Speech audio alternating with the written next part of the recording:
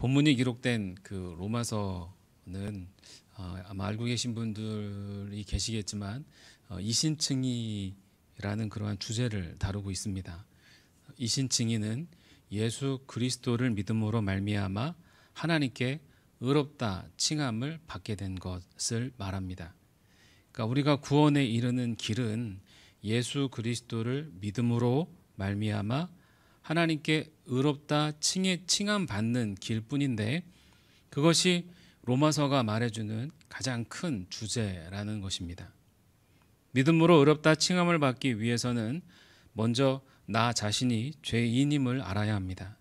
우리 안에는 선한 것이 전혀 없습니다. 오직 죄로 오염되어서 죄를 짓고 살아가는 존재가 바로 우리입니다. 선을 행하는 삶을 평생을 산다 해도 죄인에서 죄될 수가 없습니다. 세상적인 즐거움들을 멀리하여 산속에서 은둔 생활을 한다고 해서, 그리고 고행을 하며 평생을 살아도 죄인이라는 정죄에서 벗어날 수 있는 사람은 아무도 없습니다.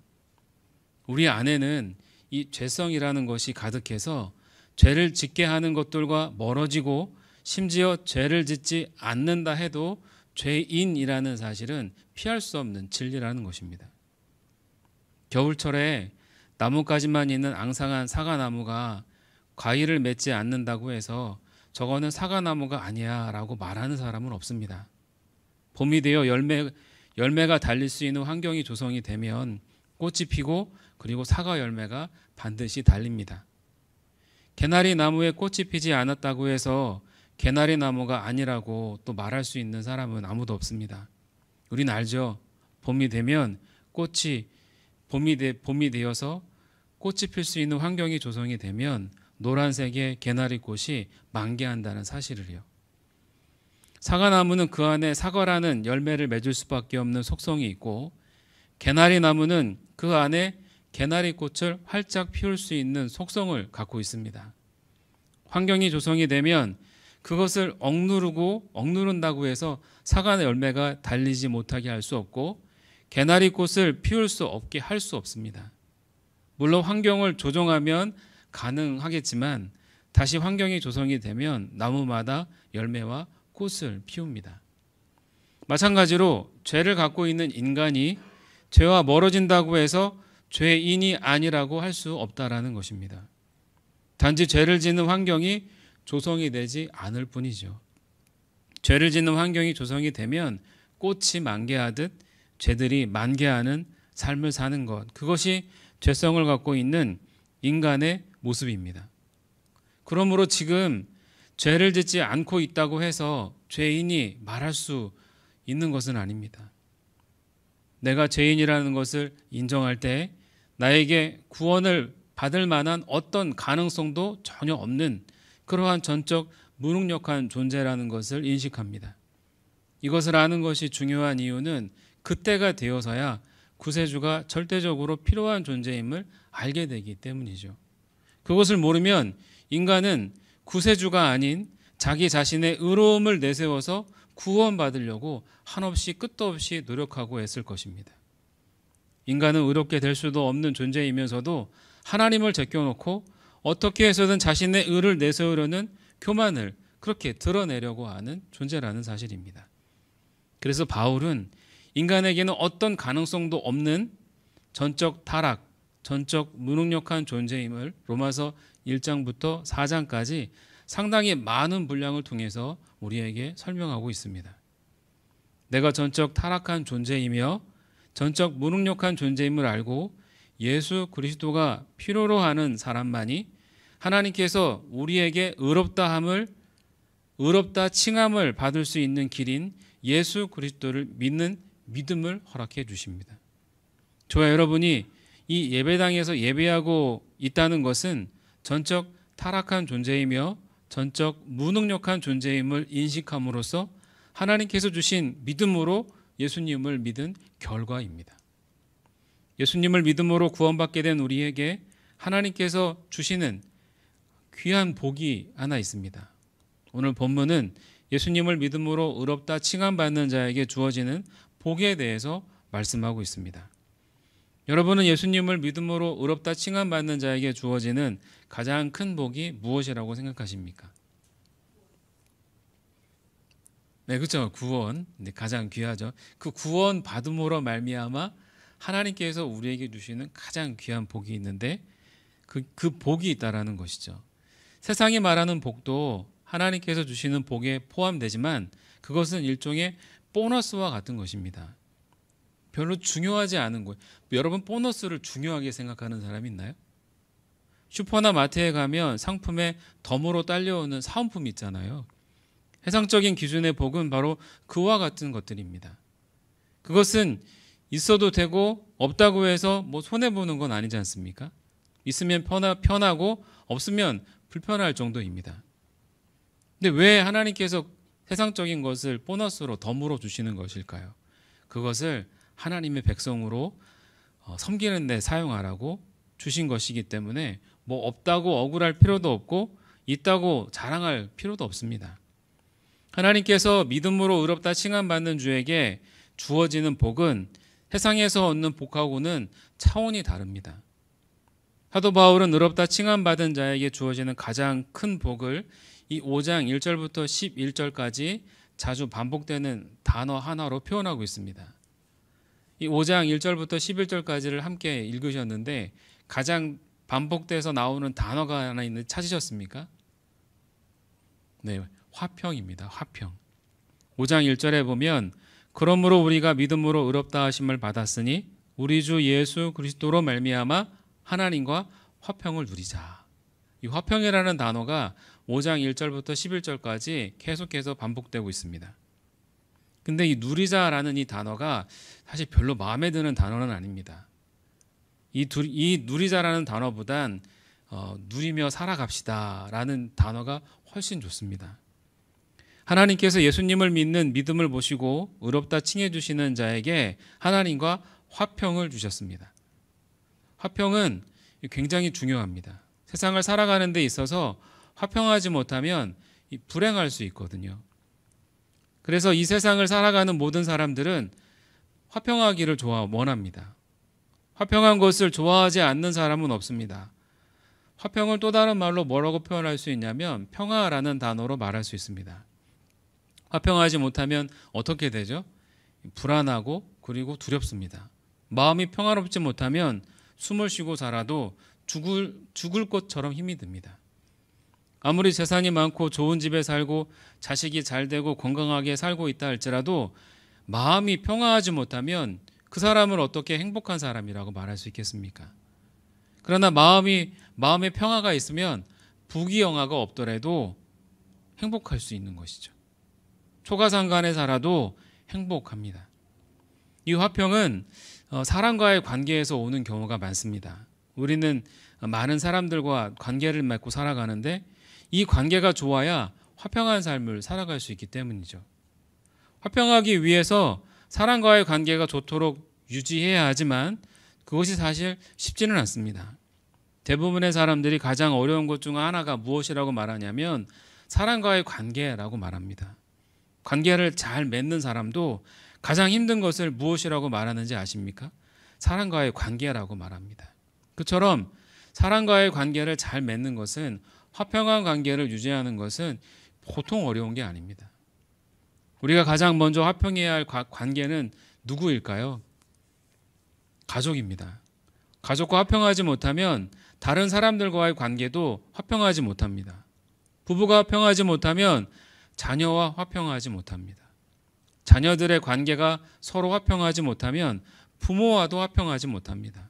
친구나 이웃과도 마찬가지입니다. 그리고 직장 상사와 동료와 화평하지 못하면 직장 생활이 죽을 것처럼 괴롭습니다. 이처럼 누구라 할지라도 관계가 화평하지 못하면 불행한 삶을 살아갈 수밖에 없는 것이죠. 또한 삶의 환경도 우리 마음의 화평에 영향을 줍니다. 만족스럽지 못한 삶의 기준은 화평을 잃게 만들거든요. 돈이 없거나 적을 때, 빚을 질 때, 해결하지 못할 문제가 생겼을 때, 또 건강하지 못할 때나 또 가족 중에 누군가 건강상의 문제가 있을 때 우리는 화평을 잃지 않습니까? 이처럼 사람과의 관계와 삶의 환경은 마음의 화평과 밀접한 연관이 있습니다. 좋으면 화평하지만 좋지 않으면 불행하게 된다는 것이죠. 혹 여러분은 지금 무엇 때문에 화평을 잃고 계십니까? 사람과의 관계이십니까? 아니면 삶의 환경이십니까? 만일 사람과의 관계가 좋아지고 삶의 환경이 좋아지면 정말 화평한 삶을 살 수 있을까요? 대부분의 사람들이 사람과의 관계에서 화평하고 삶의 환경이 좋아 화평하면 행복할 것이라고 생각합니다. 그러나 사람과의 화평, 환경에서 주어지는 화평에는 변수가 많습니다.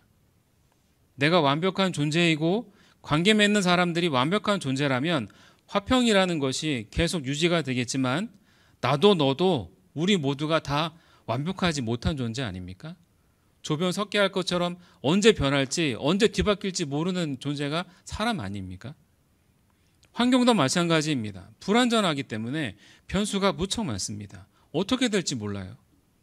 아무리 인간관계가 좋고 환경이 좋아도 그 자체가 불완전한 화평이기 때문에 사람을 절대로 만족시킬 수 없습니다. 불완전한 화평이기 때문에 불안하고 두렵기는 마찬가지라는 사실입니다. 우리가 사람과의 관계에서 화평하고 삶의 환경에서도 화평한 삶을 살기 위해선 가장 먼저 화평을 이루어야 할 대상이 누구냐면 하나님이십니다. 하나님과 화평을 이루지 못하면 사람과의 관계나 삶의 환경이 아무리 좋아도 진정한 화평을 이루지 못하기 때문에 불행하다는 것입니다. 그리고 화평한 것 같아 보여도 시도 때도 없이 변하는 사람과 환경으로 얼마 가지 않아서 사람과의 관계와 삶의 환경으로 인한 화평은 사라지고 두려움이 엄습하게 됩니다. 세상이 주는 환경은 거짓 화평이며 그 잠시 잠깐의 화평인 것이라는 것을 알 수 있습니다. 참된 화평은 사람과의 관계로 얻어질 수 있는 것이 아니며 삶의 환경이 좋다고 해서 얻어질 수 있는 것도 아닙니다. 참된 화평은 하나님과 관계가 회복될 때 주어지는 것입니다. 그래서 사도 바울은 5장 1절에서 그러므로 우리가 믿음으로 의롭다 하심을 받았으니 우리 주 예수 그리스도로 말미암아 하나님과 화평을 누리자. 화평을 누립시다. 이렇게 말씀하고 있는 것이죠. 예수님을 믿기 전에 근데 우리는 어떤 하나님과의 관계였는지 여러분 아십니까? 10절에 보니까 우리가 예수님을 믿기 전에는 하나님과 화평을 이루는 존재가 아니라 원수된 존재였다는 거예요. 하나님께서 우리를 바라보실 때 화평한 관계로 바라보시는 것이 아니라 원수같이 바라봤다는 거예요. 그러니까 우리는 그 하나님을 바라볼 때 두려움의 대상이 될 수밖에 없는 것이죠. 피조물인 우리가 창조주이신 하나님의 진노 아래 놓였는데 두려워하는 게 당연한 것 아니겠습니까? 그러나 두려워하는 이유가 하나님은 강하시고 우리는 연약하기 때문이 아닙니다. 우리가 하나님과 원수된 이유는 우리가 잘 알듯이 죄 때문입니다. 죄가 우리를 하나님과 원수가 되게 했습니다. 하나님은 거룩하십니다. 그 거룩하신 하나님 앞에 죄된 인간이 가까이 하면 죄로 인해 죽을 수밖에 없습니다. 1000도 이상 되는 뜨거운 용광로 앞에 가까이 다가갈수록 우리 몸이 불에 타 없어지듯이 거룩하신 하나님 앞에 죄를 갖고 있는 인간이 가까이 다가간다는 것은 그와 같은 것입니다. 그러니 인간이 하나님 앞에 선다는 것은 두려운 것이죠. 이사야 선지자가 하나님의 부름을 받을 때 환상 중에 하나님을 보고서 화로다 나여 망하게 되었도다라고 그렇게 말했습니다. 죄인이 거룩하신 하나님 앞에 서 있을 때 어떤 일이 생기는지를 우리에게 알려주는 중요한 말씀입니다. 하나님 앞에 서지 않으면 두렵지 않겠지라고 생각할 수 있겠지만 이 세상 그 어디에도 하나님을 피할 수 있는 곳이 없습니다. 왜냐하면 하나님은 이 세상 아니 전 우주에 편만히 임재해 계시는 분이시기 때문입니다. 모든 곳에 어디에나 계시기에 하나님의 낯을 피할 수 없습니다. 하나님을 인식하지 않는다고 하나님이 두렵지 않은 것이 아닙니다.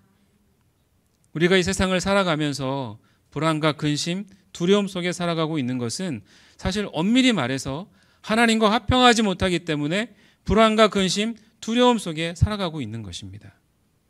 불안과 근심, 두려움에서 벗어나려고 발버둥 쳐보지만 세상적인 방법으로는 절대로 떨쳐버릴 수 없습니다. 그렇기 때문에 하나님과 화평하지 못한 인간은 절대로 참된 화평을 누릴 수 없는 것이죠. 좋은 관계를 맺고 좋은 환경에 살아도 하나님과 화평하지 못하고 살아가는 삶은 참으로 불행한 삶일 수밖에 없습니다. 부족한 것이 없이 살고 있다고 해도 마음의 화평이 없으면 부귀영화가 무슨 소용이 있겠습니까? 세상에 많은 종교들이 있고 모두 다 화평을 추구하는 것처럼 보여집니다.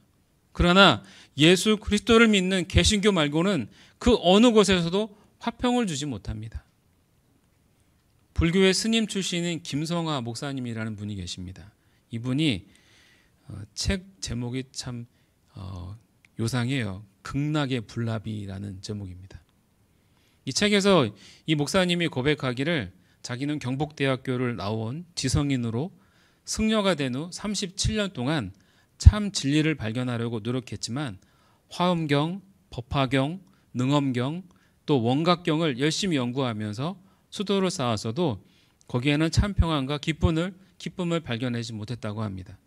그러다가 이분이 소속된 불교 교단의 불미스러운 사건에 연루되어서 교도소에 들어가게 되셨습니다.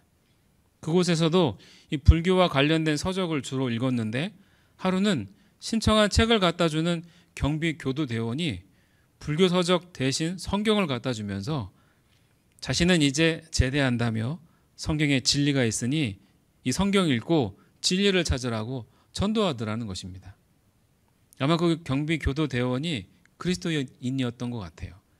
언제 저 양반한테 예수님의 복음을 전할까? 이거 노리다가 이제 제대할 때가 됐으니까 두려움 없이 이제 복음을 던진 거죠. 참 굉장히 괘씸했다고 해요. 여러분 스님이에요, 스님. 근데 스님한테 성경을 읽으라고 성경책을 던져줬어요.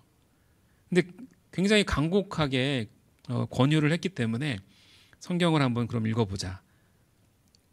읽다가 참 진리와 생명, 참 평안과 기쁨을 체험하고 거기에 녹아져서 개신교로 개송하셨습니다.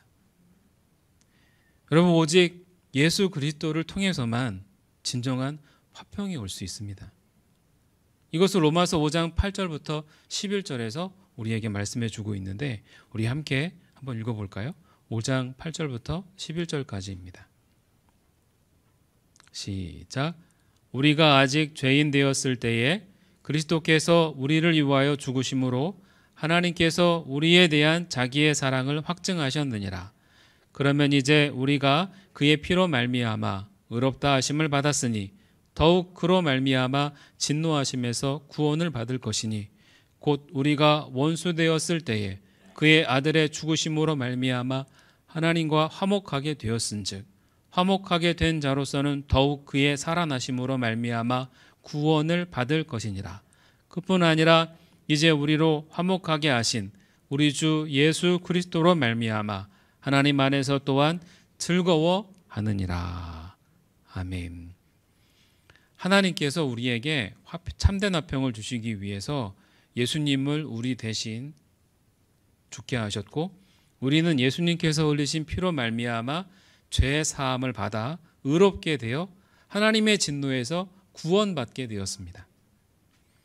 예수님으로 인해 우리가 하나님과 화평하게 되어서 참된 화평을 누리는 삶을 살 수 있는 길이 열린 것이죠. 하나님께서 우리와 화평을 이루기 위해서 우리 죄값을 대신하여 예수님을 희생제물이 되게 하신 것은 단 하나의 이유입니다. 우리를 향한 사랑 때문이라는 거예요. 죄로 인해 하나님과 원수되어 세상이 주는 불안과 걱정으로 두려움 속에 살아갔던 우리가 예수님으로 인해 참된 화평을 누리며 살아갈 수 있게 된 것입니다. 예수님으로 인해 하나님과 화해가 이루어져서 이제 하나님과 원수가 된 존재가 아니라 하나님의 자녀로 회복되어 자녀된 권세를 누리며 살 수 있게 된 것이죠. 그래서 우리는 사랑과 또 세상의 환경에 좌우되지 않고 초월하여서 진정한 화평 안에 평강을 누리는 삶을 살아갈 수 있게 되었습니다. 여러분 이러한 평강을 화평을 누리고 계십니까? 꼭 누리셔야 돼요. 안 누리면 그러면 불행한 것입니다. 우리의 불안과 걱정 그리고 두려움은 사람이나 환경이 주는 것이 결코 아닙니다. 바로 하나님과 화평하지 못한 데서 오는 불안이며 걱정이고 두려움이라는 것입니다. 결혼한 지 얼마 되지 않은 한 가정을 신방했던 적이 있었습니다. 예배를 드리고 간식을 먹으며 대화를 나누면서 집을 둘러보는데 집에 햇빛 하나 들어오지 않는 거예요. 대낮인데 불을 켜지 않으면 어두워요. 1층이지만 다세대 주택으로 앞뒤 옆 사방이 꽉꽉 둘러막혀 있어서 그래서 굉장히 어두웠습니다. 남편은 이제 출근을 한 상태였고 아내 되시는 분하고 같이 신방 전도사님하고 이제 예배를 드렸는데 남편이 출근하고 저녁에 오니까 못 느끼죠. 근데 아내는 그 집에서 하루 종일 있어야 되는 거 아니에요. 그래서 그런 건지 결혼한 지 얼마 되지도 않았는데 새댁의 얼굴이 부쩍 어둡게 보여졌습니다. 얼굴빛과 말투가 그래서 환경에서 오는 우울증 초기 증상인 것처럼 보여졌습니다. 그래서 축복 기도를 좀 해주고 가야 되겠다. 그래서 머리에 손을 얹고 기도를 하는데 갑자기 이분이 대성통곡을 하는 거예요. 그래서 기도를 마치고 나서 함께 갔던 신방 전도사님에게 그분은 이제 여자분이니까 좀 안아주시라고 말씀드리고 충분히 위로하고 돌아왔습니다. 그 주 주일 그 부부가 저를 만나기를 무척 원해서 그래서 이제 만나 뵙고 이야기를 나누는데 그 이제 아내 되시는 분이 얘기하시기를 자기는 오래 교회를 다녔는데 성령 받았다는 확신이 없었다는 거예요. 그래서 근데 기도를 받을 때 성령님이 마음 가운데 임하시는 것을 알 수 있었고 그때처럼 그렇게 평안했던 적이 없었다고 하며 감사 인사를 해 오셨습니다. 그러면서 그 집안의 어떤 환경이나 어떤 상황들이 그 얼굴을 어둡게 만든 게 아니라 실질적으로는 예수 그리스도를 믿는 믿음이 없었기 때문에 그러니까 얼굴이 어두웠던 거예요. 마음이 평강이 없었던 거죠. 환경이 문제가 아니라는 것입니다.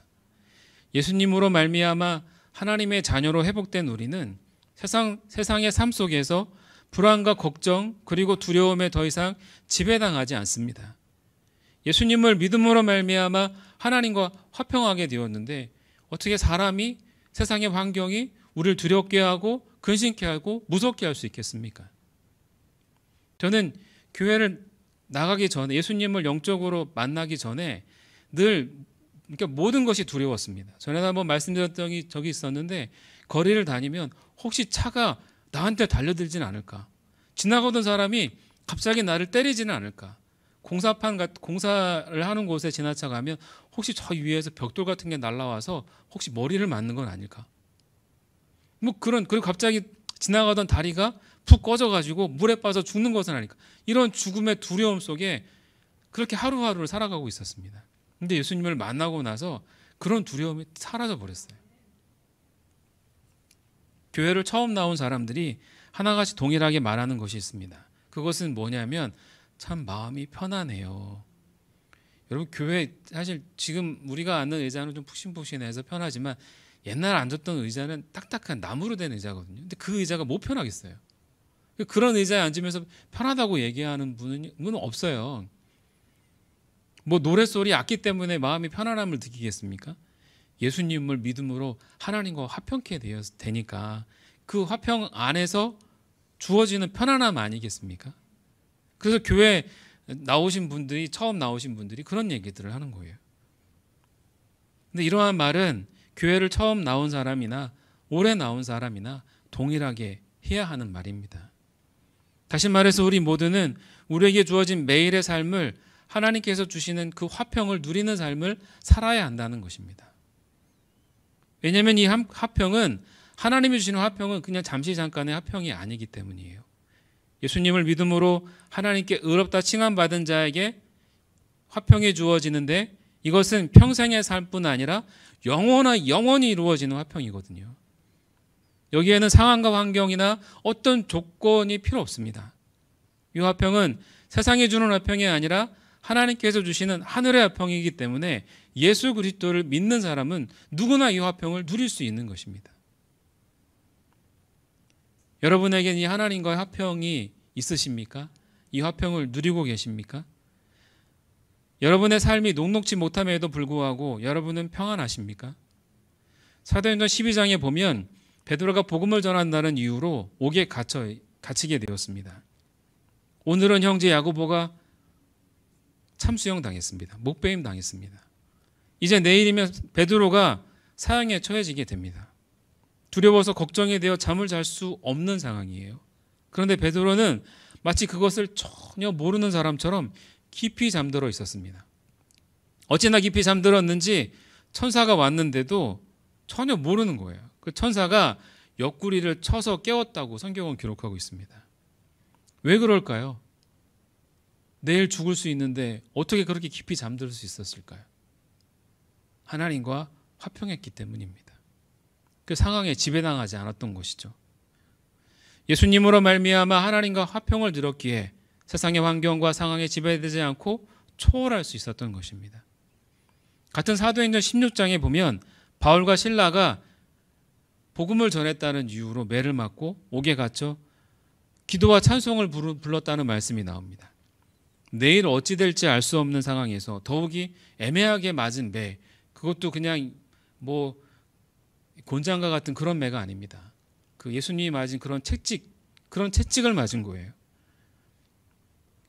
그리고 이 감옥은 정말 사람이 살 수 없는 환경입니다. 어둡고 눅눅하고 냄새나며 또 양손 양발에는 이 착구가 채워져 있습니다. 얼마나 답답하겠습니까? 내일 어찌 될지 알 수 없는 상황에서 감사 기도가 나오고 찬송, 여러분들 같으면 찬송 부르시겠어요? 근데 하나님께서 주신 화평이 그들 마음 가운데 충만했기 때문에 어떤 환경과 처지와 여건에서도 하나님께 감사하며 찬송 드릴 수 있었던 것입니다. 우리가 세상이 주는 불안과 걱정과 두려움 속에 살아가고 있다면 그것은 하나님과 화평하지 못하다는 증거입니다. 하나님과 화평하지 못한 것은 예수님을 온전히 믿지 못하고 있다고 하는 반증이기도 합니다. 하나님께서 우리에게 아무리 좋은 것을 주셔도 우리가 예수님을 온전히 믿지 않으면 하나님과의 그 화평을, 그 하나님과의 평화를, 하나님께서 주시는 그 평안을 누릴 수 없습니다. 100년 전에 미국 최대의 구두쇠로 꼽힌 사람이 있었는데요. 이름이 히티 그린이라는 노파였습니다. 장수한 할머니인데 외동아들 하나가 있었습니다. 이 아들이 다리에 병이 나서 수술을 해야 하는데 수술비가 없어서 다리를 잘라내고 한평생 절뚝발이로 살았습니다. 그리고 이 할머니도 돌아가시기 전까지 묽은 죽만 먹으며 연명하시던 분이었습니다. 죽이 식으면 따뜻하게 덮여서 먹으면 좋겠지만 가스 요금 나온다며 찬 죽을 그냥 먹었습니다. 이분이 돌아가셨는데 병명이 무엇인지 아십니까? 영양실조였습니다. 그런데 깜짝 놀랄 일이 벌어졌습니다. 이 할머니가 돌아가시고 난 다음에 할머니의 저금 통장을 보니까 100년 전 당시의 돈으로 9만 5천 달러가 들어있었습니다. 이 돈을 우리나라 돈으로 환산했을 때 얼마나 되냐면 2조 4천억 원입니다. 여러분 1조가 되면 그 돈을 평생을 저도 못 쉬어요. 2조 4천억. 2007년까지 포브스지의 세계 역사 100대 부호 순위 16위를 차지할 정도로 엄청난 금액입니다. 정말 그 100대 부호 16위를 차지했던 분이세요. 그러나 정작 그녀는 영양실조로 죽었고 아들은 다리 수술을 못해서 절뚝발이로 살다가 죽게 만들었습니다. 통장에 여러분 2억 4천만 원이 있으면 어떻고 2조 4천억 원이 있으면 어떻겠습니까?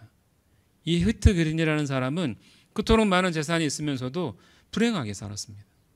왜 그렇게 살아갔던 것일까요?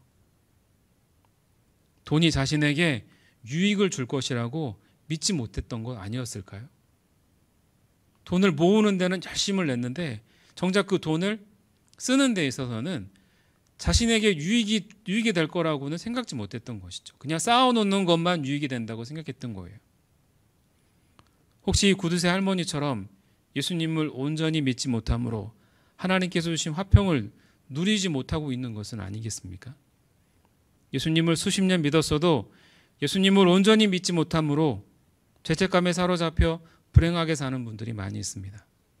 과거의 지은 죄의 굴레에서 벗어나지 못하는 것은 예수님의 피로 말미암아 용서받았음을 믿지 못하기 때문입니다.